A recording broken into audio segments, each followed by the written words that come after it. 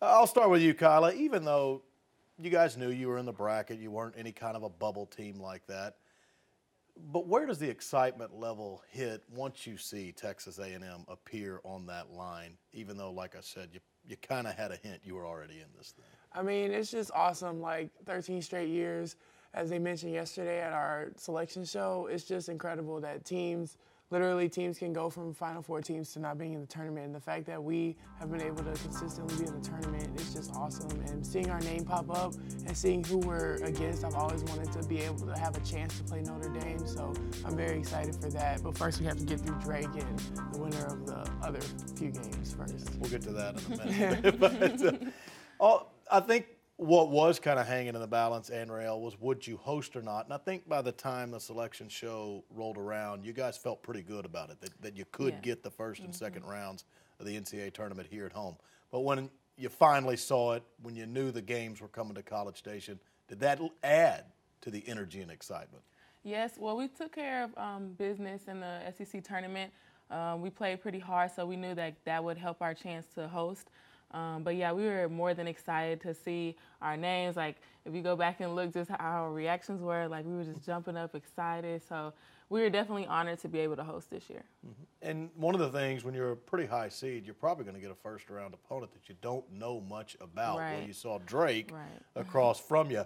How do you go about the prep for a team that you just haven't seen and you probably haven't looked at a whole lot of? Yeah, well, our coaches, as soon as our name popped up and who we were playing, they ran upstairs. They were getting the film. They were getting the job done. So they're preparing for us. So I'm sure practice today we'll watch the film on Drake and execute our drills accordingly to how they play. But yeah, our coaches were definitely on it, and they're ready. So we'll be ready. Certainly have a good scout on them. Well, Kyla, you mentioned, if you can beat Drake, you don't like to look ahead in tournaments, but you already talked about you'd like to play Notre Dame in a Sweet 16 matchup if you get there. But in round one, if you beat Drake, DePaul is a possible second-round opponent in College Station.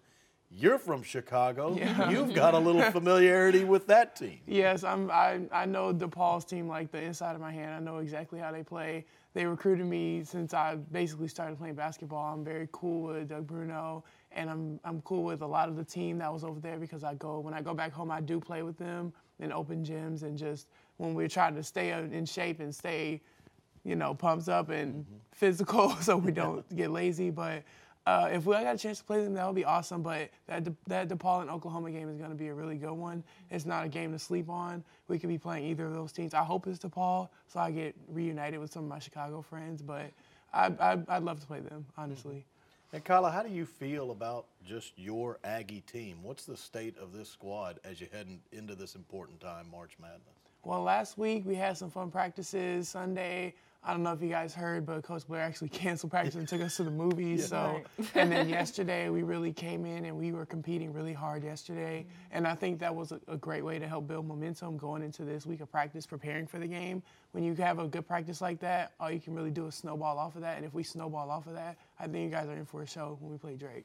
What movie did you Well see? said. Wrinkle in Time. It was so good, yes. Oprah really did her thing. Better Everybody than did. practice.